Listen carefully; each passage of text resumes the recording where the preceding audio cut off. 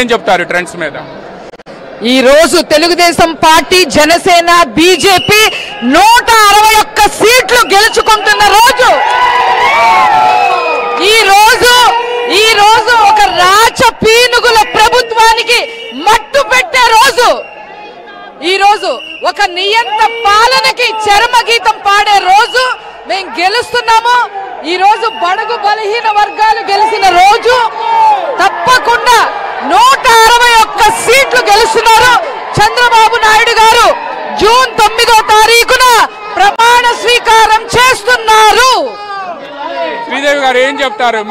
మా తాటికొండ నియోజకవర్గం రాజధానిలో కూడా టీడీపీ పోస్టల్ బ్యాలెట్స్ లో ముందంజలో ఉంది. మీరు ఇప్పటిదాకా నియోజకవర్గం ఏం చెప్తారు? టీడీపీ పోస్టల్ బ్యాలెట్ లో కాదండి, ఈవెన్ ఈవీఎం లో కూడా ముందుంటుందని కూడా నేను గట్టిగా చెప్తున్నాను. ఎందుకంటే ఒక ఎమ్మెల్యేనే ఆ నియోజకవర్గం నుంచి వచ్చిందంటే ఆటోమేటిక్ గా అక్కడ విజయం తథ్యం. 20,000 మెజార్టీతో శ్రవణ్ కుమార్ గారు గెలుస్తారు అని కూడా నేను చెప్తున్నా.